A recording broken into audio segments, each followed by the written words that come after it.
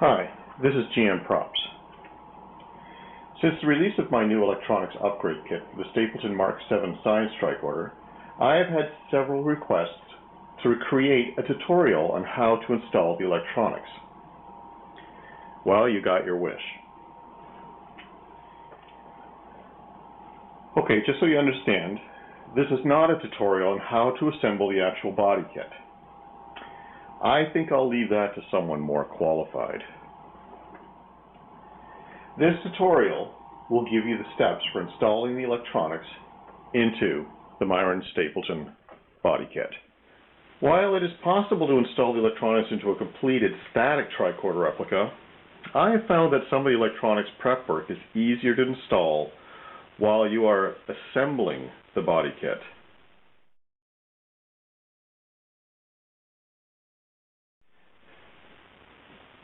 The tricorder door electronics has two LEDs that need to be properly aligned with the emerge and ID buttons.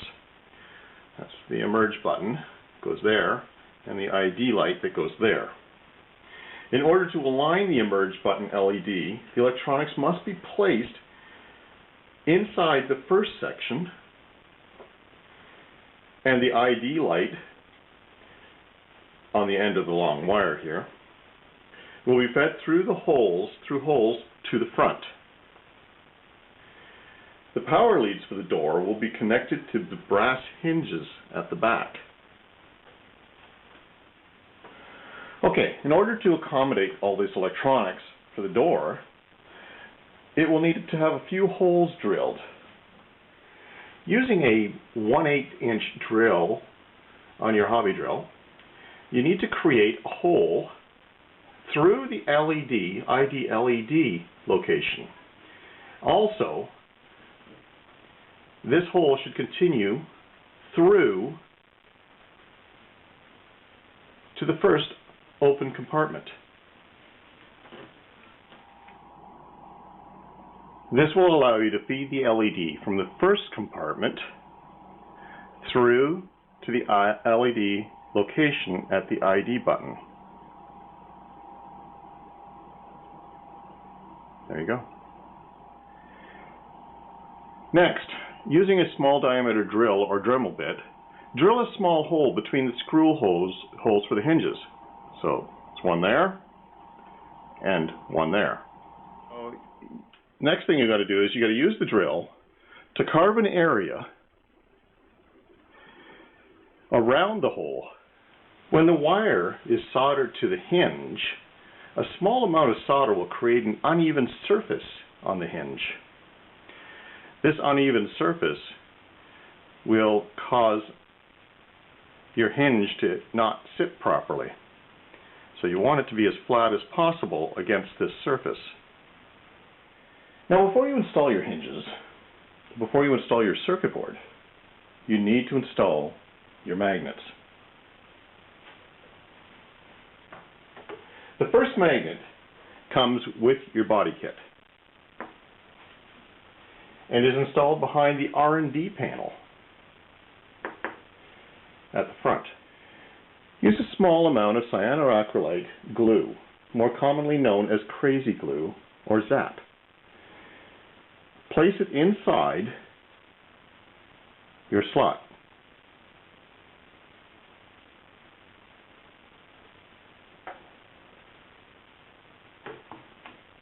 Then take your magnet and just drop it into place. Then you need to let the whole thing sit for about 15 minutes. The new version of electronics for the Mark VII includes a closing ratchet sound feature. In order to take advantage of this feature, you will need to install a second magnet between the hinges on the door. This magnet will be used to activate a reed switch, which is going to be located between the two hinges inside the main body, which we'll install later. The magnet will be mounted in a recessed area between the hinges. You can create this recessed area using a good Dremel milling bit. Make the depth of the recess deep enough so that the magnet will be flush with the surrounding surface. Like this. Secure the magnet in the same way as the first magnet. Carefully apply CA glue inside the recess and place the magnet inside.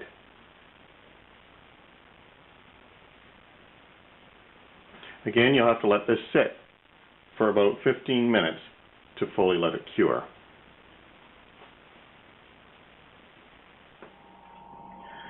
Now we are ready to install and secure our circuit board and hinges. Sand the surface of the hinges that will rest against the door. This is done to allow the solder to adhere better to the bare metal. Next, feed your wires from the circuit board through the small holes that you drilled earlier. The red wire will go through the left hole, that's the positive. The black wire will go through the right hole, which is negative. Then feed your LED for the ID light through the hole, the large hole that you drilled earlier, and place it into its location. Finally, using a small piece of tape, secure the board temporarily inside the body.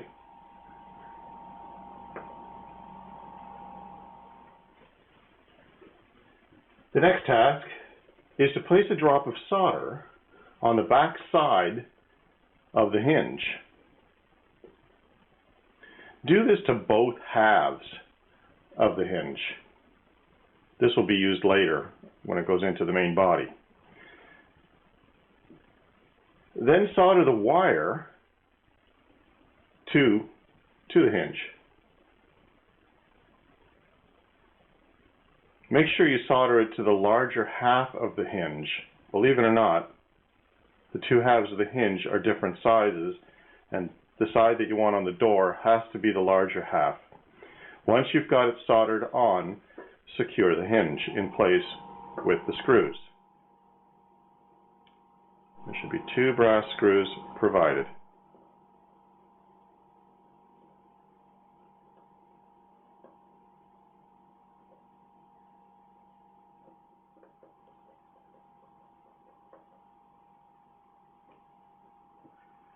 And there you have it. Your hinges are secured and I've got full contact with your circuit board. Speaking of your circuit board, let's move on to that step.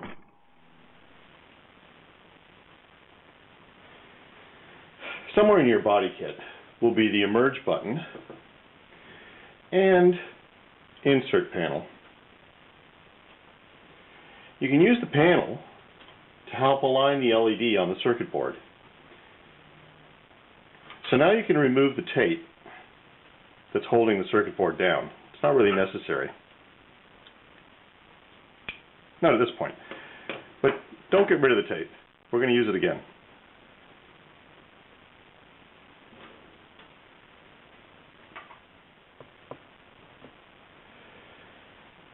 The LED on the board is marked as LED 75. You want that LED aligned with the center of the emerge button opening.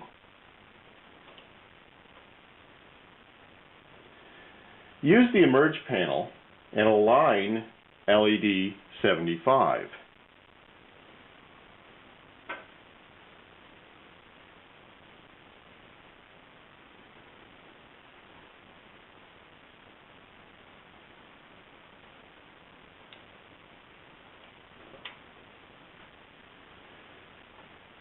Once you are satisfied with the alignment, use your tape to hold the board in position.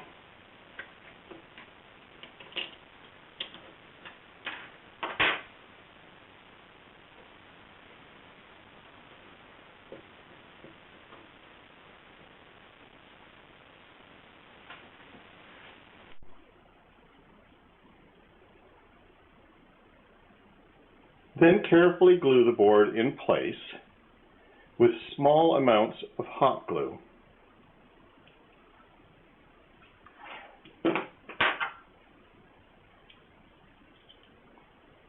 You can remove your tape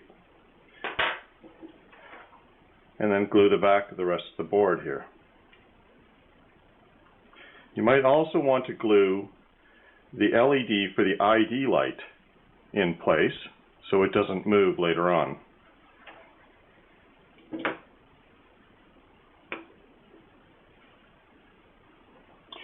There you have it. You are now finished your door electronics installation, and you can go ahead and finish the door. I'm sure at this point one of the questions you have on your mind is, does my circuit even work? Do the hinges provide proper continuity to the circuit? Well, it's easy enough to check. The hinges act as contact points, so if you attach a positive lead to your left hinge and a negative lead to your right hinge, there you go. You have perfect continuity. Your lights work. There's only 2 lights in there, and so they work perfectly. Now we need to install our special feature reed switch. This reed will trigger a closing ratchet sound effect from the main sound chip. Reed switches are encapsulated in thin glass, so be very careful when handling them.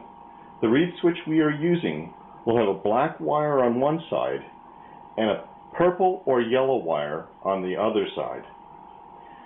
Alignment of the reed switch to the triggering magnet is crucial. There's our triggering magnet.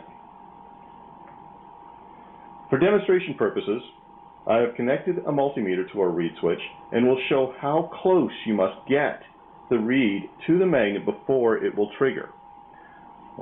Watch the meter.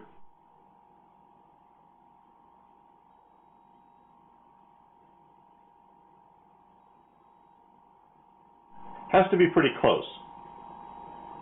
Now think of that going through plastic.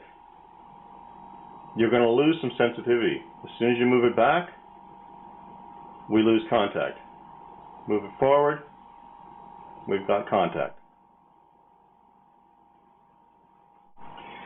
Ultimately, the reed will be mounted inside the main body between the 2 hinges. But the thickness of the plastic here, it will affect the sensitivity of the reed. So, to guarantee proper triggering, we will need to cut a thin slot between the 2 hinges and mount the reed so that it is flush with the body. But don't worry, the hinges, the magnet, and reed will not be visible when the tricorder is finished, since the build requires you to place a large piece of black tape, like a black decal, over this entire surface. All hero props of the Mark VII have that. But we need to determine the best spot for mounting the reed switch. I call this the sweet spot.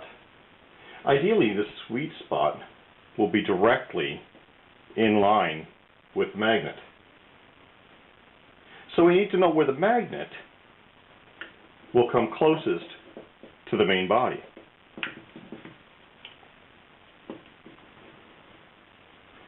Once you determine this spot,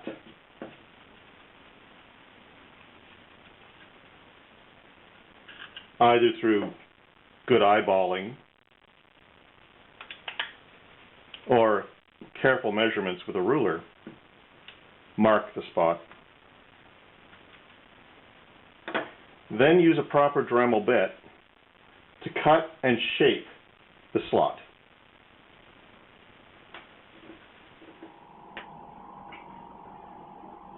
While you are cutting the reed slot, you will discover how thick the resin plastic is here.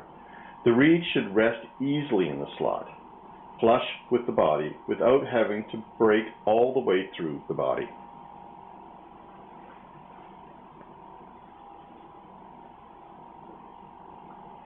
If you find this is the case, and you still have more plastic, you will need to drill a small hole on each end of the slot so that you can feed the the read wires in afterwards. So what you want to do is you want to feed the black wire through the right hole so that it is closest to the negative polarity hinge. So let's pull that through, and the other wire will go, of course, in the other hole. And there you have it. That reed switch is now flush with the main body.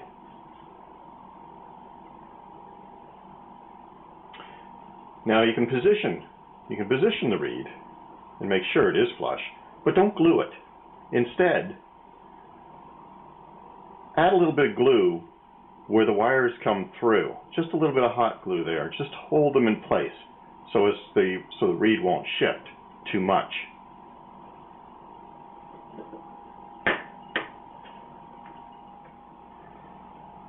The next task at hand is to install the front array electronics into the main body. The Mark VII front array contains 13 small detail parts. In the prop world, we call these greeblies. Many of the greeblies are made from clear, colored plastic. Once installed, these will be backlit by the front array circuit board. Some of these greeblies can only be installed through the inside.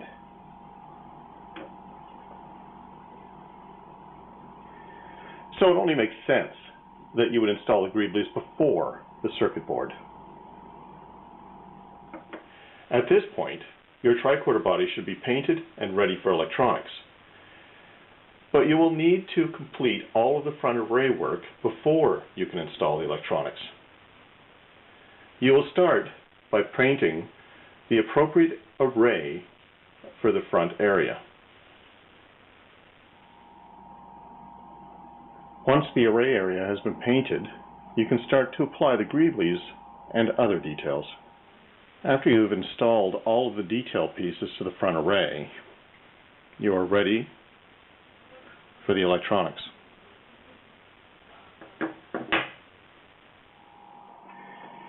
The electronics here are fairly simple to install.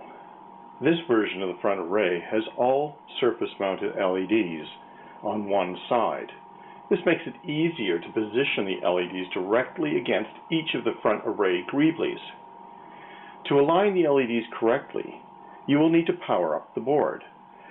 Use a simple battery, such as 3 AAA batteries, or you can use the optional rechargeable battery that is available for all of my electronic kits.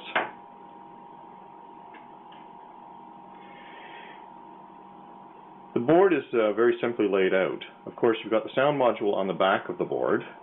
This is the sound chip with a speaker. And then you've got the positive power lead and the negative power lead. The purple lead goes to the reed switch that we mounted at the back. That's the trigger for the closing ratchet sound effect. So that reed switch will also have a purple wire on it. These two get connected.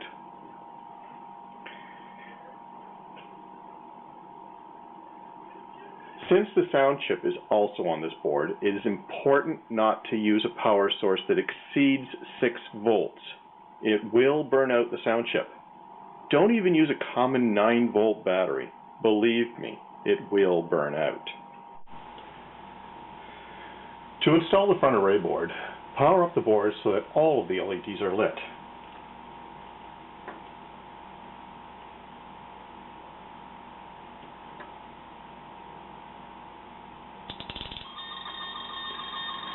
The sound will run for about 2 minutes, but if you want to stop it, just touch the purple wire to the negative black lead. To install the front array board, power up the board so that all of the LEDs are lit.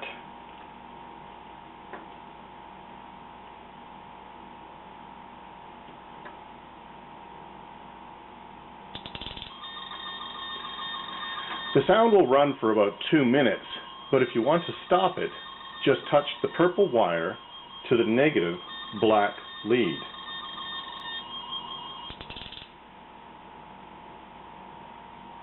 place the front array board inside the tricorder body and position it so that it correctly lights up each of the greeblies, like so. And that is as simple as it gets. Now you just have to secure it with a little bit of hot glue strategically placed at the corners of the boards. Now that that's installed, you can repeat the process for the top array board.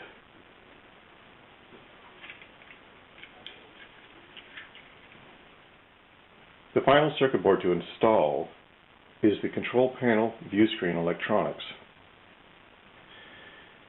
Make sure you complete the main body kit assembly up to this point.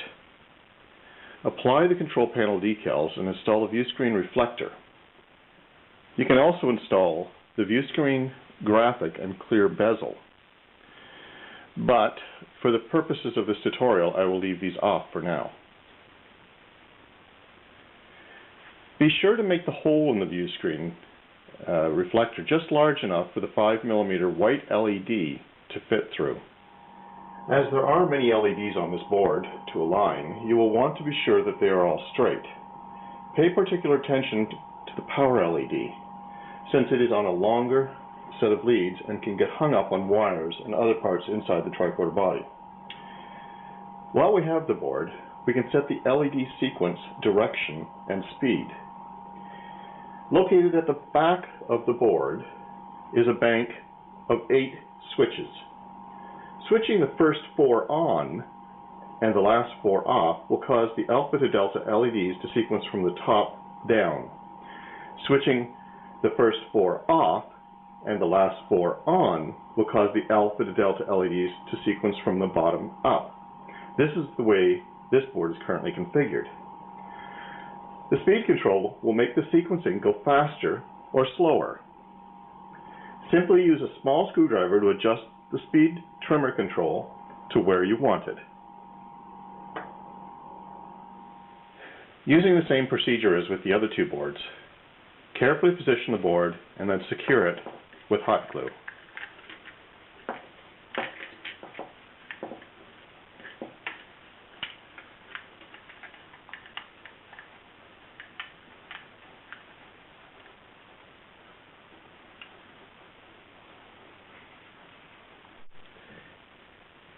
Now that all of the electronics have been installed, you will have something that looks like this.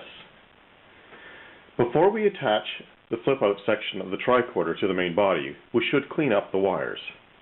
I use a very simple color coding system for the wiring in most of my electronics. Red is positive, black is negative. The purple wires are the signal wires for the closing ratchet from the reed switch. To make things neater, connect all of the red wires together and all of the black wires.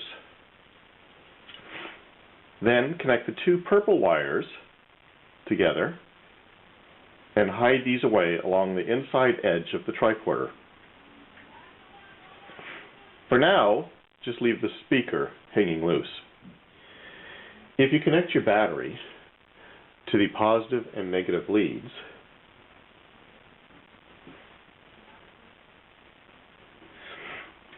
you will be able to see how it all looks.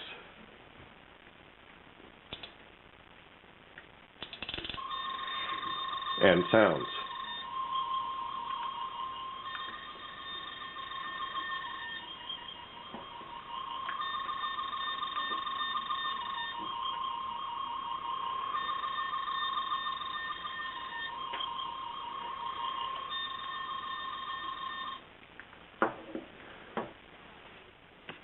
Let's go back to the flip-out door portion of the tricorder. By now you should have it completed and ready to attach to the main body. But before you can do that, you must add the positive and negative lead wires to the exposed leaves of each hinge. These wires will be fed through the main body to our other positive and negative wires. So go ahead and connect a red wire to the left hinge and a black wire to the right hinge.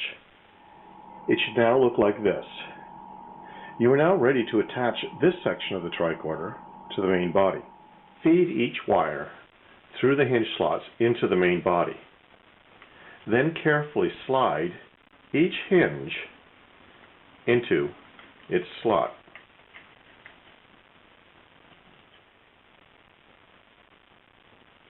Then close the tricorder and hold it in that position.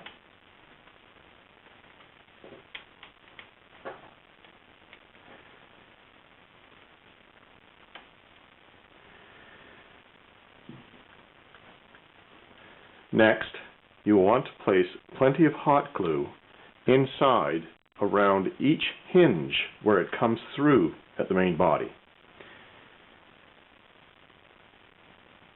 This will secure the flip-out door in place. Once cooled, check the swing of the door to make sure everything is good.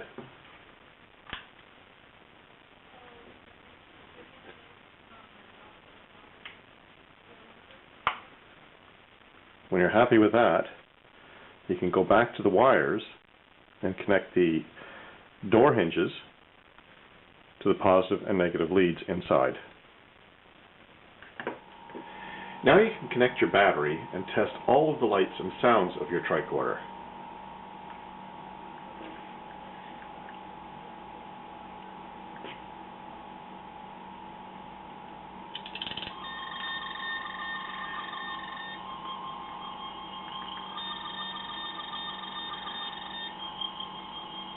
When you close the tricorder, you should hear the familiar closing ratchet sound.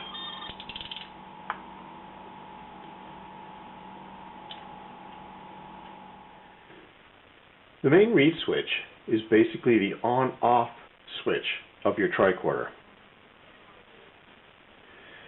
If you check your wiring diagram, you will see that this reed switch is connected between your negative leads from the tricorder circuits on one side, and then the negative lead of your battery on the other side. So the first step here is to connect one side of this reed to the negative wires inside the tricorder.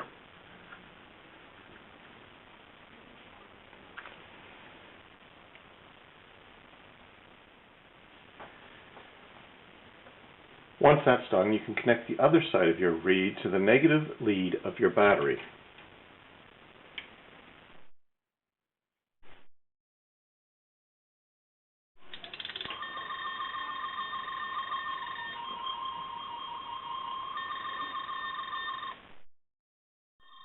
The trigger magnet for the power reed is located under the R&D panel of your door. Close the tricorder and place your reed switch inside the main body until the power shuts off. When you've done that, you've actually found the spot where the magnet is triggering the reed switch. It should be about right there. Secure the reed switch to this spot with hot glue, and then that's it. After this, you only need a battery for the inside of your tricorder.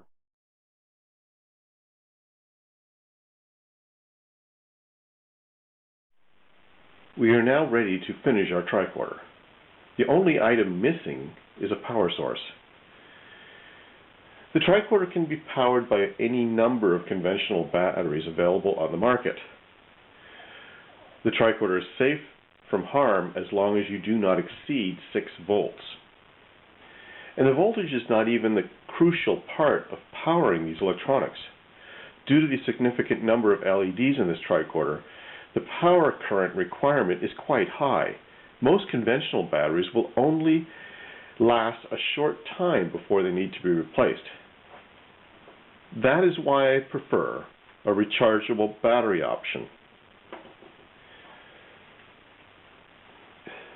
I use a standard 3.7 volt cell phone battery. The one here is rated at 680 milliamps, more than enough to run the circuits for several hours non-stop.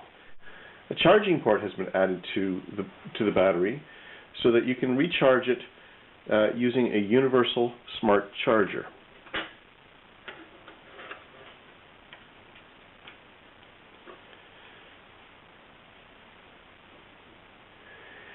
You can purchase and modify the battery and charger yourself,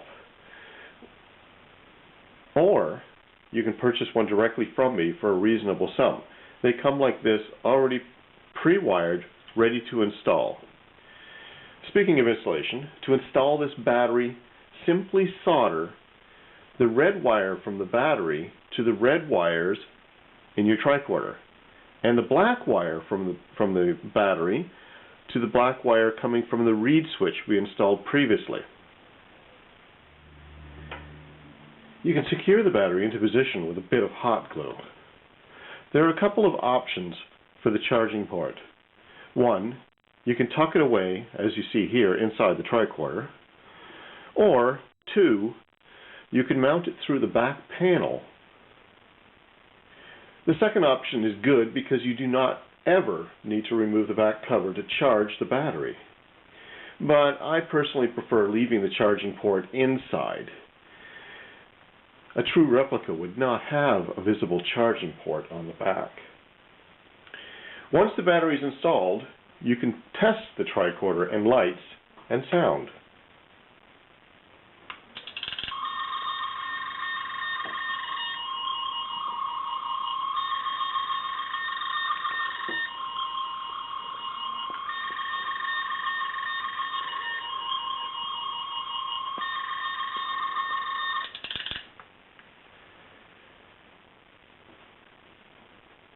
There you have it.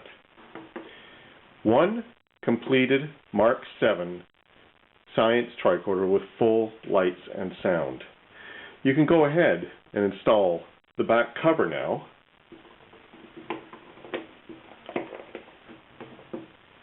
With the two Allen screws provided. There you have it. One completed Mark VII Science tricorder with full lights and sound. I hope you found this video tutorial helpful.